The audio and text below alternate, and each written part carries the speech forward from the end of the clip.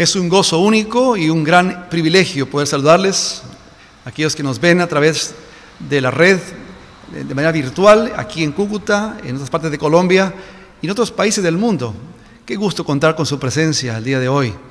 También para aquellos que nos acompañan de manera virtual, qué privilegio reunirnos como iglesia, casa de mi Señor, para adorar a Dios por quién es Él, alabarlo por lo que Él ha hecho y hace en nuestras vidas. Pero también de manera muy particular, reconocer que Dios es soberano. La semana que pasó, la nación de Colombia celebró de manera muy especial los 200 años de la Constitución del año 1821. Momento importante, momento histórico en que en esta ciudad de Cúcuta se firmó lo que sería el nacimiento de la vida republicana y constitucional de Colombia. Fue en el mes de agosto que realmente fue promulgada esa constitución y sancionada después por Simón Bolívar, quien fue el primer presidente, y luego también el general Francisco del Pao Santander, su vicepresidente. Dios es soberano. Dios permitió que hace 2 siglos esta nación naciese. Lo digo por lo que dice en 2 de Crónicas, capítulo 20, verso 6. Y dijo Jehová, Dios de nuestros padres, ¿no eres tú Dios en los cielos? ¿Y tienes dominio sobre todos los reinos de las naciones? ¿No está en tus manos tal fuerza y poder que no hay quien te resista? Sí, en el propósito de Dios estuvo que Colombia naciese como nación hace 200 años. Un momento para celebrar, pero también un momento para recapacitar cómo estamos usted y yo contribuyendo como ciudadanos de esta nación. ¿Cómo estamos y cuánto estamos orando por los líderes de esta nación? Es un mandato bíblico. Y qué oportuno en una fiesta como esta, a celebrar 2 siglos de nación, de existencia de esta nación, que usted y yo recordemos a Dios, el Dios soberano, los designios de esta nación, el liderazgo de esta nación y nuestra parte como ciudadanos en esta nación. Dios es soberano no solamente en los momentos importantes de la creación de la nación, tampoco solamente en los tiempos de bendición y bonanza en nuestra vida, lo es también en los momentos más oscuros. Fue la semana pasada que también se cumplieron 150 años en que la ciudad de Chicago, aquella gran urbe, fue incendiada y quedó completamente destruida. Y uno se pregunta, ¿qué puede pasar? ¿Qué bueno puede suceder de una tragedia a ese nivel? El día de hoy, como iglesia, estaremos escuchando el propósito de Dios. Hace 200 años, sí, Colombia, pero hace 150 años en la quema de una ciudad, y cómo Dios hace algo maravilloso en la vida de una familia en particular, en medio de profunda tragedia. La Biblia dice también que a los que aman a Dios, todo ayuda para bien. ¿Ama usted al Señor? Si es así, usted puede descansar en este momento, reconociendo que el propósito de Dios, el plan de Dios, por difícil que sea su circunstancia en este momento, se va a cumplir, porque Él está en control. Celebremos juntos la soberanía de nuestro Dios, a recordar la historia en el servicio de este día.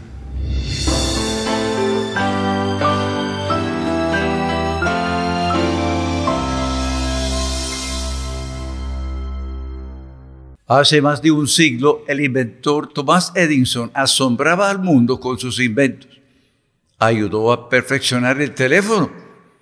Al ver un memorándum que escribió uno de sus superiores en la empresa donde él trabajaba, Edison renunció el puesto que tenía. Pues el comunicado decía, el tal teléfono tiene demasiados inconvenientes como para tomarse en serio como medio importante de comunicación. Podemos afirmar que es un artilugio que no representa valor alguno para nuestra empresa. Es una pérdida de tiempo, de dinero para los demás. Memo de Western Union, 1876. Hoy sabemos quién tenía la razón. Edison inventó el cine, la luz eléctrica, aunque, por decir la verdad, el contador eléctrico es su invento menos favorito, porque nos asigna la cuenta que debemos pagar. Edison inventó el mimeógrafo, el duplicador, precursores de la fotocopiadora. Además, perfeccionó un nuevo tipo de batería. Y lo que él más disfrutó, el fonógrafo. ¿Se ha preguntado cuál fue la primera canción que se grabó al tener semejante medio tan maravilloso? Si usted tuviera por delante el primer micrófono, ¿qué diría? ¿Qué cantaría?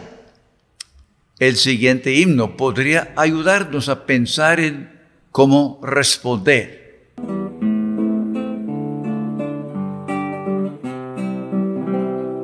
Oh, cantármelas otra vez, bellas palabras de vida. Hallo en ellas mi gozo y luz, bellas palabras de vida. Sí, de luz y vida, son sostén y guía. Qué bellas son, qué bellas son, bellas palabras de vida. Qué bellas son, qué bellas son, bellas palabras de vida. Jesucristo a todos da bellas palabras de vida. Oye su dulce voz mortal, bellas palabras de vida. Bondadoso te salva y el cielo te llama. Qué bellas son, qué bellas son, bellas palabras de vida. Qué bellas son, qué bellas son, bellas palabras de vida. Grato el cántico sonará, bellas palabras de vida. Tus pecados perdonará, bellas palabras de vida. Solo Cristo redime, vida nueva te ofrece. Qué bellas son, qué bellas son, bellas palabras de vida. Qué bellas son, qué bellas son, bellas palabras de vida. A propósito, ¿ya tiene su himno lema para el año 2022? Para el autor y compositor Felipe Bliss, cada himno que escribió o compuso tenía como fin compartir instrucción, proclamación, para comunicar verdades como el perdón, la salvación, la dirección divina o la importancia de la evangelización y celebración como hijos de Dios. Felipe Bliss fue el segundo más famoso escritor de himnos cristianos en la historia. Falleció muy joven. Si hubiera vivido tantos años como sus colegas Fanny Crosby, Carlos Wesley y Sankey, es probable que les hubiera superado como el más grande himnólogo de todos los tiempos. Felipe nació en una cabaña en las montañas de Pensilvania, aunque de bajos recursos. Su padre, Isaac, fue un hombre de gran compromiso cristiano. Los primeros recuerdos de Felipe fueron oraciones diarias de su padre, que le bendijeron durante toda su vida.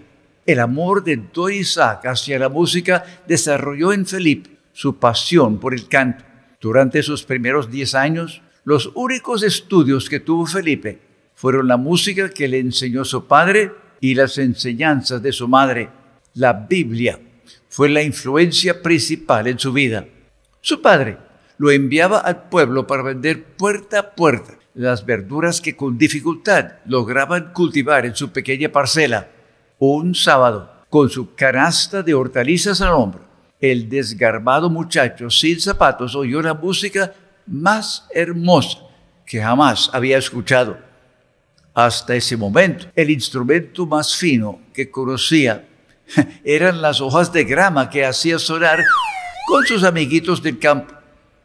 Sin darse cuenta lo que hacía, el niño abandonó su canasta al lado del camino, brincó la cerca y acercándose silenciosamente, entró por la puerta que estaba abierta de una hermosa casa y se escondió debajo del piano de cola que tocaba una bella señorita.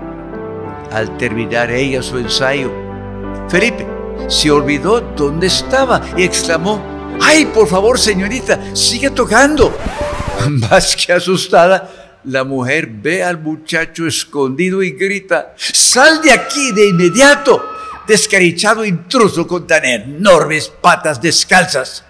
Pues Felipe no tenía idea de que había hecho algo incorrecto y salió corriendo a rescatar su canasta y seguir cabizbajo, ofreciendo sus hortalizas.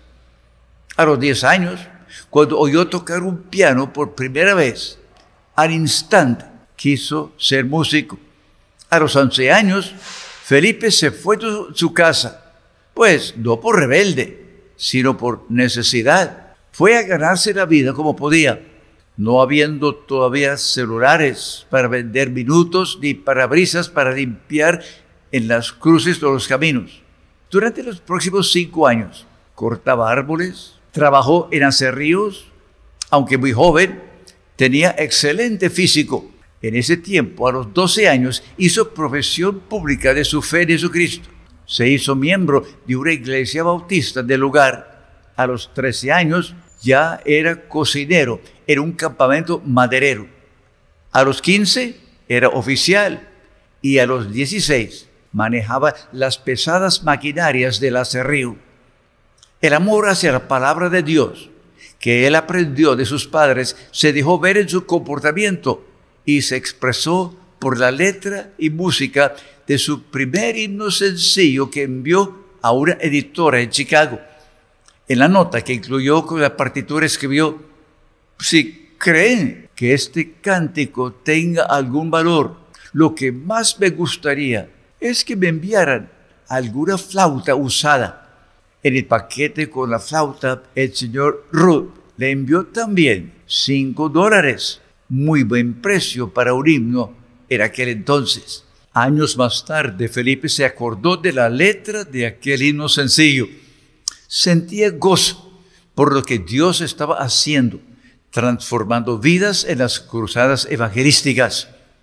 Su corazón rebosaba al leer en Romanos 5, y la esperanza no nos defrauda, porque el amor de Dios ha sido derramado en nuestros corazones por el Espíritu Santo que nos fue dado. Oraba, lloraba de gozo, de emoción al comenzar a escribir la letra que ha expresado el sentir de muchos cuando leen su Biblia. Gozo me da la palabra leer, cosas preciosas. Ahí puedo ver.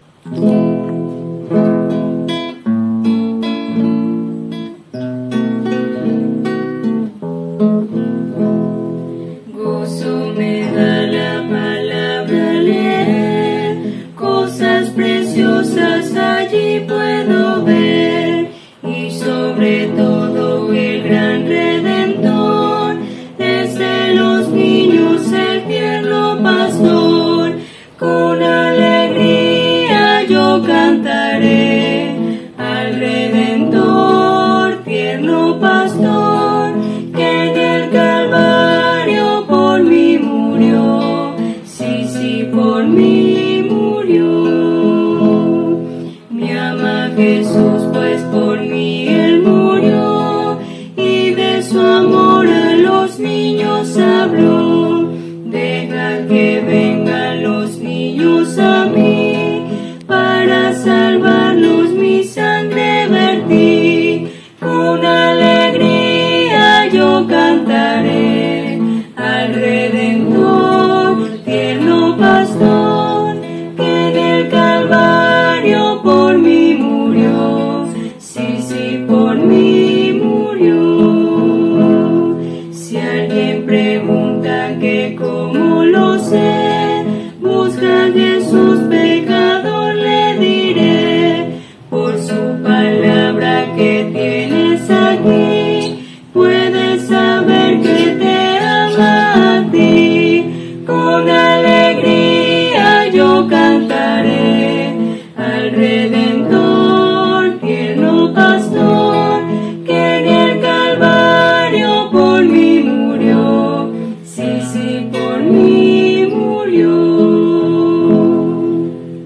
Los himnos de Felipe son de instrucción y también de proclamación, y han sido de edificación espiritual a través del tiempo.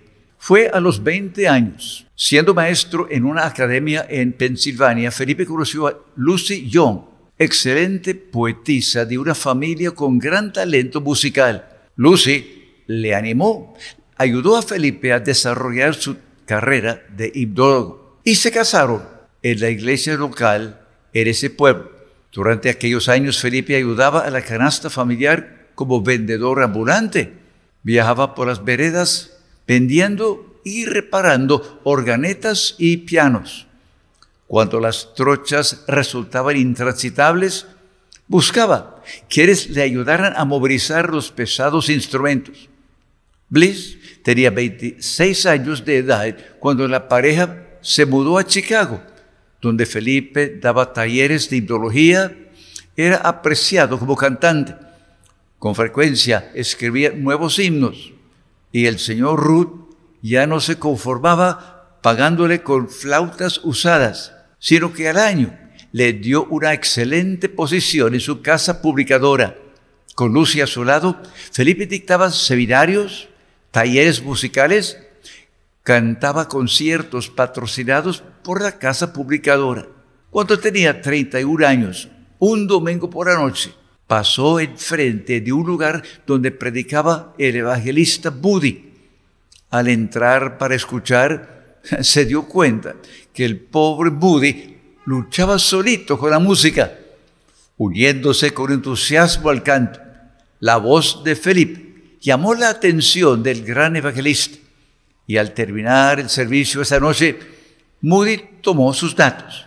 Le pidió que le acompañara, ojalá cada domingo que pudiera. Sugirió que renunciara a su puesto en la casa de música para ser un evangelista y cantante.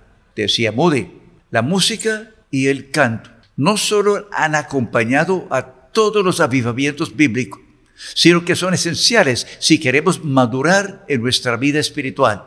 Los himnos son igual o más importantes que la misma predicación para grabar la palabra de Dios en la mente de las personas. Desde que Dios me llamó, la importancia de la alabanza expresada a través de los himnos ha crecido en mi corazón. Fue durante ese tiempo que ocurrió un trágico incendio que destruyó la ciudad de Chicago. Moody celebraba una de sus primeras grandes cruzadas evangelísticas. Ese domingo fatal sucedieron dos cosas. Moody le dijo a la congregación, sin saber que miles morirían pronto, que esa vez no haría la invitación acostumbrada, sino que cada cual lo fuera pensando y que la noche siguiente invitaría a pasar adelante a los que habían tomado decisión, seguir a Cristo. Palabras que lamentaría Moody el resto de la vida, porque a esa misma hora, a las 9 p.m., aquel 8 de octubre 1871, el pasado jueves, hace 150 años, la señora O'Leary fue a su granero a ordeñar sus 3 vaquitas y con tan mala suerte que una de las vacas tumbó la lámpara incendiando la paja del establo y el incendio destruyó la ciudad. Uno de los que perdió todo esa noche fue el abogado Horacio Spafford, dueño o administrador de muchas propiedades en Chicago. Horacio quedó en la ruina. Solo su casa en las afueras de la ciudad se salvó. Durante 2 años trabajó día y noche para tratar de recuperarse económicamente, así como sentimentalmente, por la muerte de su pequeño hijo Horacio Jr. Horacio murió por escarlatina el año anterior al incendio. Buen amigo del evangelista Moody, le invitó a que le acompañara durante la cruzada de 1873 en Inglaterra. Así que Horacio envió a su esposa y 4 hijas adelante en la embarcación francesa Ville du Havre. Desafortunadamente, fue embestida por la nave inglesa Lockhart el 22 de noviembre de 1873. Se fue al fondo en solo 12 minutos. Centenares de pasajeros perdieron la vida desde Europa. Don Horacio recibió un telegrama de su esposa informando: a salvo, pero sola.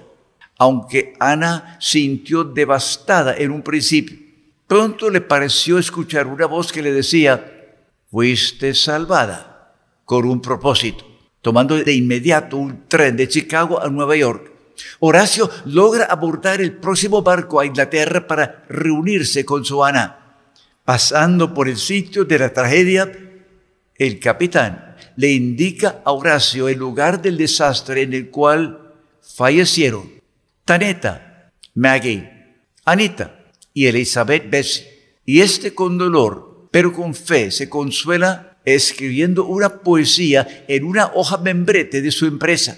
Tal vez esa frase, estoy bien, repetida tantas veces, fue inspirada en Segunda de Reyes, cuando ante su propia tragedia de haber perdido su hijo, la mujer sunamita respondió a la pregunta de Eliseo: ¿les va bien a tu marido y a tu hijo? Ella contestó: estoy bien. Felipe Bliss compuso una melodía apropiada para la poesía de Horacio y lo cantó por primera vez durante una reunión el domingo 24 de noviembre del año 1876, nunca imaginando que le quedaban a él apenas 4 semanas de vida. Desde Europa, Horacio y Ana regresaron a Chicago para comenzar una nueva vida.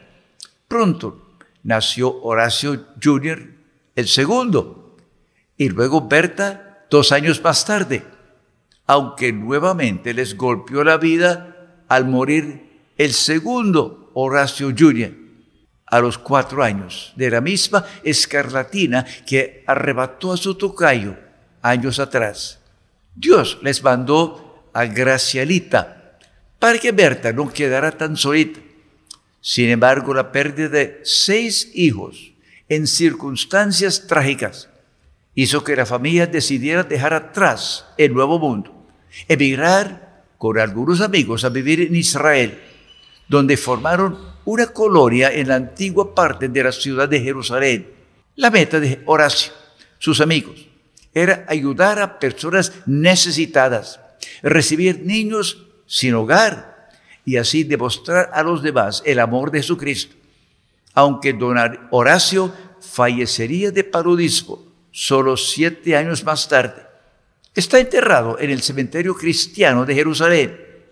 La señora Ana, madre de 8 hijos, solo 2 vivos, siguió trabajando 35 años más a favor de la pequeña colonia humanitaria, financiado en parte por una posada que durante 140 años ha sido oasis para miles de viajeros, ministrando a judíos así como árabes.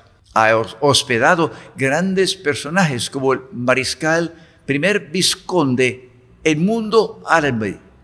Hoy, esa posada en Jerusalén sigue brindando a personas de distintos lugares la misma hospitalidad prevista por los Spafford cuando se mudaron desde Chicago en 1881, rodeada por algunas de las naciones más bélicas de todo el planeta.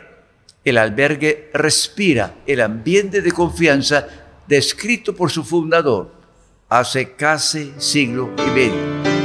Cualquiera que sea mi suerte, yo diré: estoy bien, tengo paz, gloria a Dios.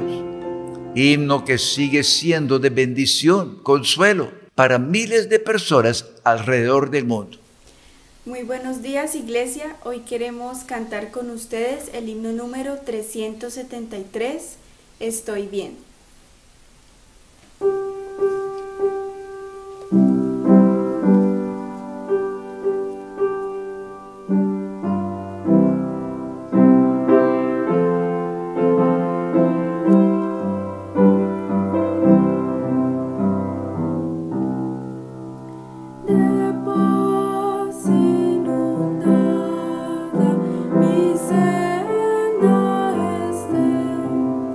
Poco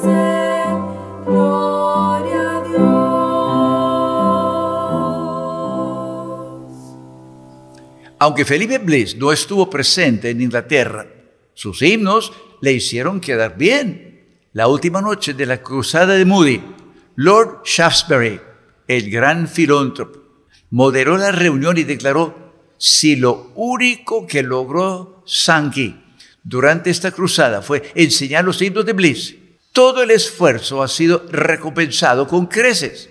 Uno de los jóvenes que recibió al Señor durante aquella cruzada fue el deportista Carlos Studd, quien hacía su tercer año en la Universidad de Cambridge.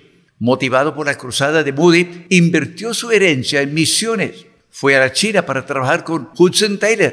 Cuando la salud no le permitió seguir trabajando, regresó a Inglaterra, donde fundó la Cruzada Evangélica, siendo uno de sus últimos actos enviar a Colombia al Patricio Sáenz para extender la misión hasta nuestro país. La CLC, esa gran entidad de literatura, es parte de esa organización. Chicago pudo sacudirse de sus cenizas y reconstruirse en una de las grandes y hermosas ciudades del mundo. Para celebrar su restauración, hubo una gran feria en la cual todos estaban invitados. Cierto día, varios de los evangelistas con sus equipos fueron a conocer las exposiciones de la feria. Decidiendo que cada uno iría por su propia cuenta, alguno les propuso: ¿saben esa fuente que vimos al entrar? Encontrémonos ahí para almorzar. El primero en llegar aquel mediodía fue Felipe, y en pocos instantes escribió la letra para el himno que nos recuerda del compromiso que todos tenemos: encontrarnos algún día donde otra fuente, sí, la fuente viva. Sabes dónde hay una fuente pura de divino amor, cuyas aguas celestiales manan con ferviente ardor.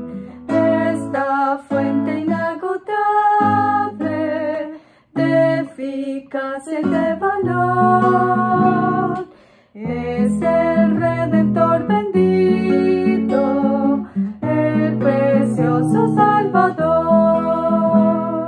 Es Jesús la viva fuente, donde he apagado yo esa sed que consumía mi cuidado corazón. Esa fuente siempre pura, nunca su cristal perdió,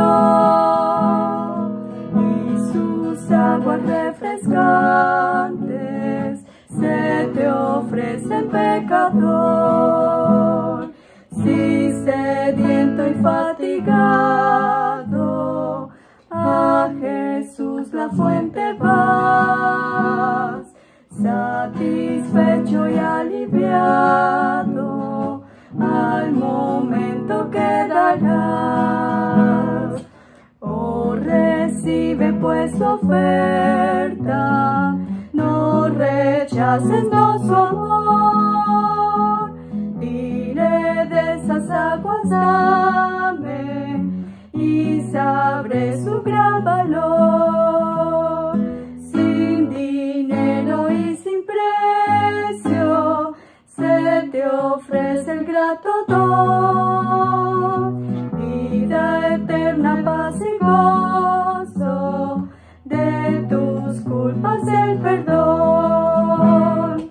Es Jesús la viva fuente, donde he apagado yo esa sed que consumía mi cuitado corazón. Los himnos de Bliss señalaban que Dios nos da dirección. Felipe tenía la capacidad especial resumir toda una predicación con un himno. En cierta ocasión en que viajaba con Moody, el evangelista recordaba un reciente naufragio. Nombre de la ciudad donde ministraban, Cleveland, significa tierra hendida. Esa hendedura, donde desemboca un río, sirve como puerto en uno de los grandes lagos. Moody recordaba como en una noche reciente de mucha tempestad, una nave de pasajeros buscaba llegar al puerto de Cleveland. El piloto sabía bien que la única forma de entrar a salvo era alineando las dos luces en la orilla con el faro principal. El capitán le preguntaba al piloto si estaba seguro que era Cleveland. Sí, señor, estoy seguro. Esto es Cleveland. Pues, entonces, ¿dónde están los dos faros en la playa? Preguntó a su piloto. Se apagaron. El piloto luchaba con el volante del timón, buscando guiar la nave hacia el faro. Pero por la falta de las luces en la playa, el barco se estrelló con las rocas y muchas vidas se perdieron. Moody terminó diciendo: hermanos, nuestro maestro mantendrá ardiendo el faro principal. Es nuestro conservar encendida las luces en la playa. Brightly beams our Father's mercy from His lighthouse evermore, but to us He gives a keeping of the lights along the shore. Let the Lord lights be burning, send a gleam across the way. Some poor fainting, struggling seaman, you may rescue, you may save. Dark the night of sin had settled, loud the angry billows roar, but to us He gives the keeping of the lights along the shore. Let the Lord lights be burning, send the gleam across the way. Some poor fainting, struggling seaman, you may rescue, you may save.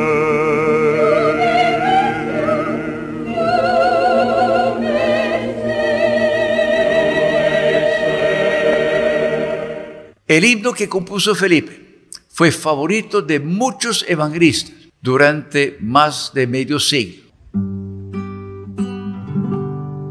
La merced de nuestro Padre es un faro en su brillar.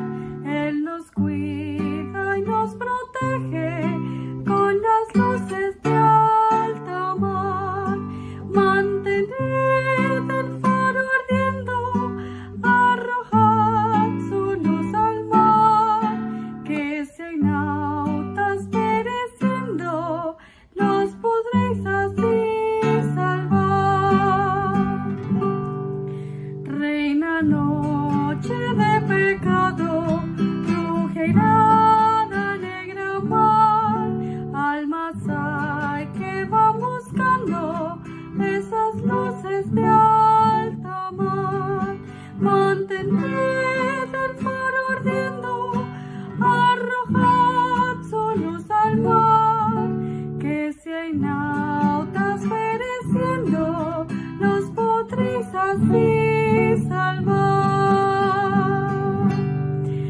Ten tu lámpara encendida, que la tempestad habrá, algún náufrago perdido, y tu luz le salvará.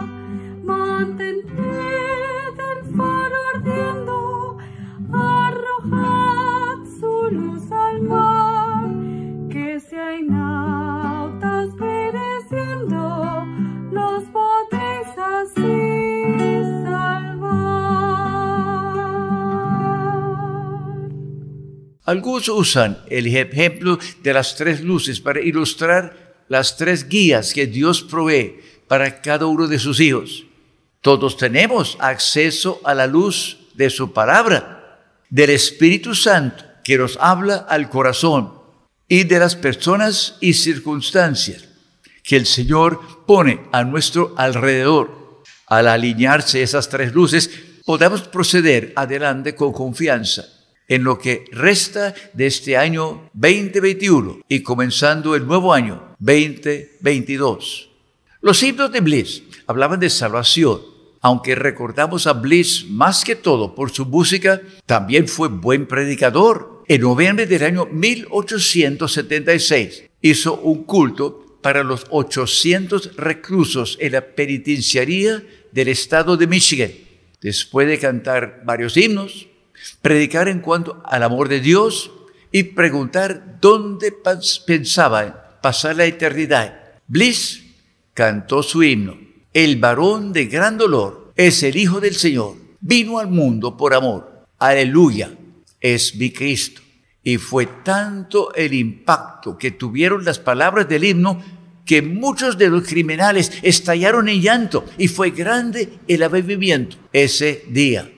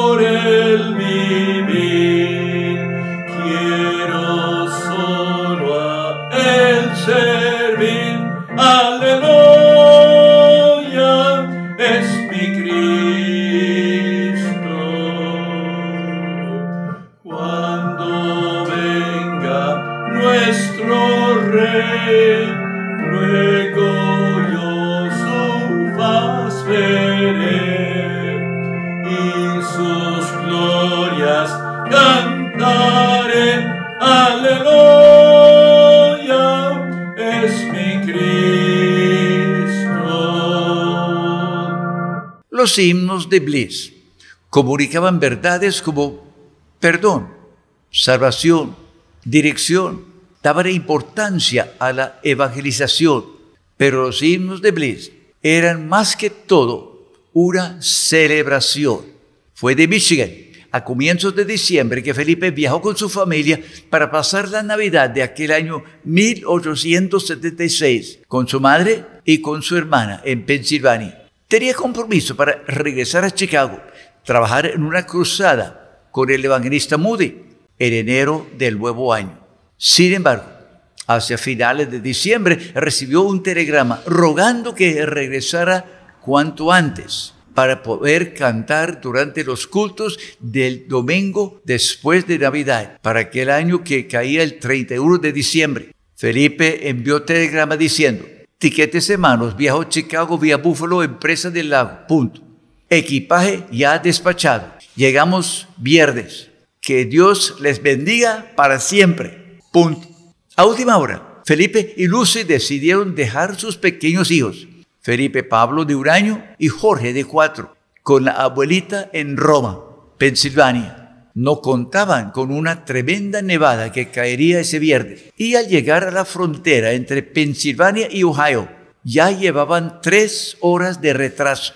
Las dos máquinas batallaban contra las montañas de nieve que se amontonaban en la vía, arrastrando como podían los 11 coches y vagones que componían el Expreso del Pacífico. A medida que los rieles de la vía se acercaban al lago, el viento, la nieve empeoraba. Y a eso de las 8 p.m., pasando sobre el puente de la quebrada Ashtabula, el maquinista sintió un temblor.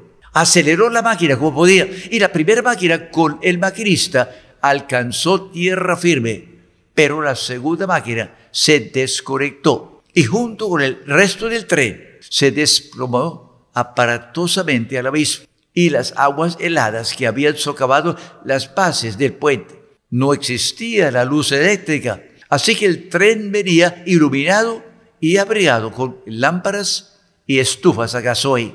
A los 5 minutos, los pequeños incendios creados por las lámparas y los calentadores se iban uniendo hasta crear una sola hoguera. Felipe rompió como pudo una ventana y logró escapar con otros pasajeros, pero al no encontrar entre los 14 sobrevivientes a Lucy, Bliss penetró nuevamente al coche incendiado para tratar de liberar a su esposa, que se mantenía prisionera debajo de los asientos metálicos. Luchó con valor para librarla hasta que una explosión de la caldera acabó con las vidas de todos los que habían quedado adentro. Lo único que quedó de la explosión fue una enorme masa carbonizada. Jamás se sabrá cuántos murieron en uno de los peores desastres de ferrocarril. Oficialmente se informó de haber encontrado 92 fallecidos, aunque tuvieron que haber sido muchos más, en vista de los 160 pasajeros que iban en el tren, aunque algunos historiadores dicen que fueron 250. Existe un monumento en el cementerio de Ashtabula en memoria de los muchos cuyos restos jamás fueron identificados, entre ellos Felipe y Lucy, así como había comunicado con su telegrama. El maletín de Felipe viajó el día anterior en otro tren y al ser abierto en Chicago se encontró una hoja con las primeras 2 líneas de un nuevo himno que comenzaba a escribir al momento de enviar su equipaje. Decía: yo no sé en cuál momento el Señor me llevará, mientras tanto por amor ese dato me lo encubrirá. Luego encontraron el borrador del himno que Felipe pensaba usar como himno lema para la cruzada de enero. Faltaba la música, pero el nuevo director de canto que Moody reclutó en su reemplazo, Jaime McCranahan, pronto compuso una melodía que fue usada durante los servicios de la cruzada en Chicago aquel enero de 1877. Hoy se sigue cantando alrededor del mundo.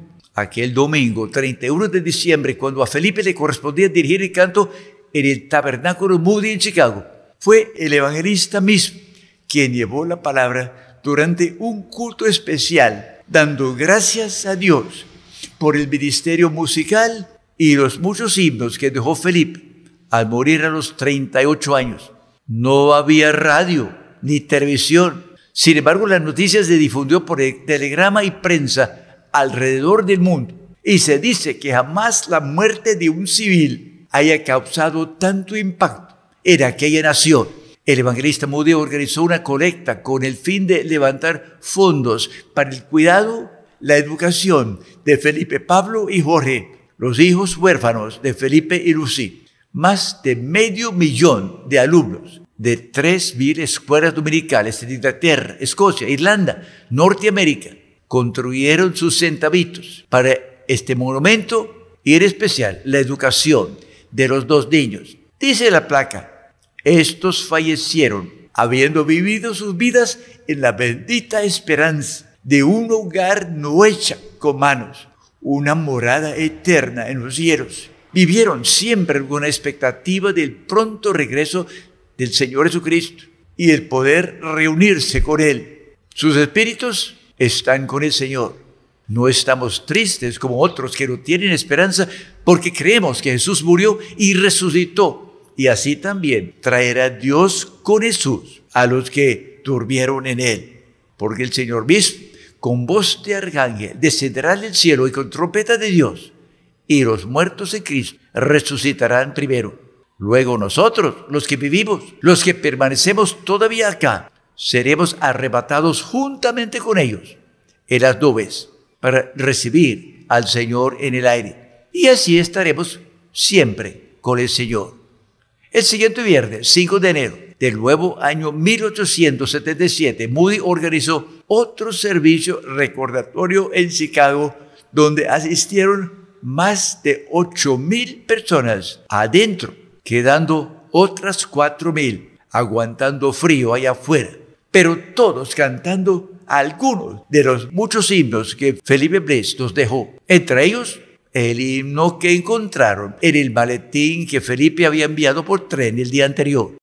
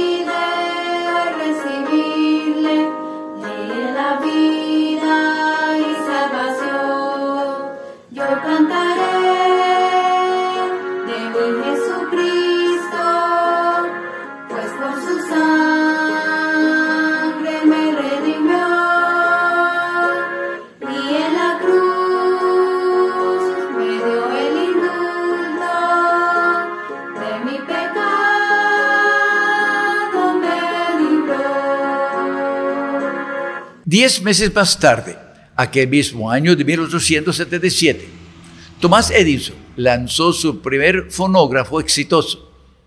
Les decimos tocadiscos, pero realmente fue un tocatubos.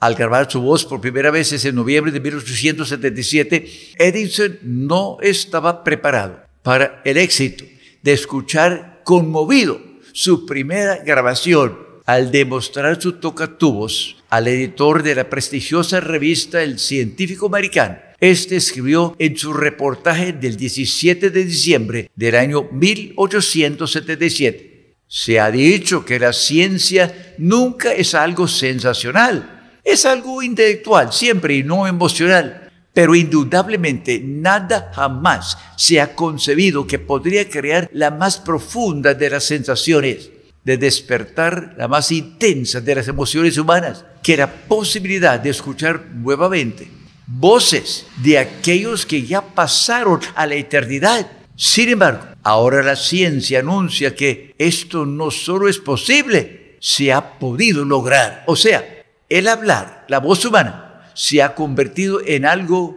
inmortal. Aunque lo primero que grabó Tomás fue una sencilla poesía infantil, el potencial del invento que más deleite y placer le produjo a Edison de todos sus descubrimientos, bien lo comprendió aquel reportero de la revista científica al pasar por la exhibición del nuevo invento en la feria de Nueva York. Fue un compañero, un amigo de Felipe, el cantante Jorge Stevens, quien fue invitado a grabar algunas palabras, ya que tenía una voz hermosa. Jorge no lo pensó dos veces y apenas le acercaron el micrófono comenzó a cantar ese último himno escrito por su colega y amigo Felipe.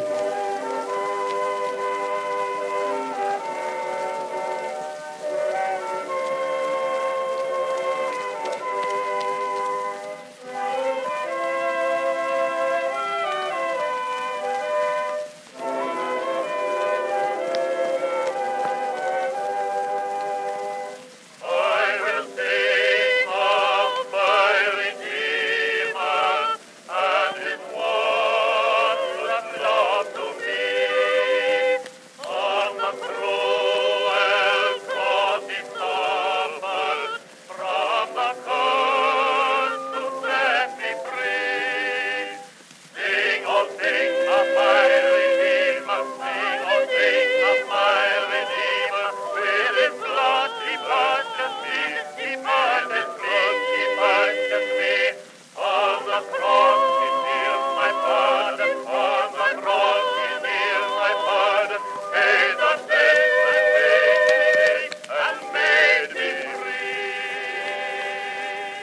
El primer himno es disfrutar del honor de abrir las cortinas a lo que es hoy una de las más grandes industrias, el mundo de las grabaciones.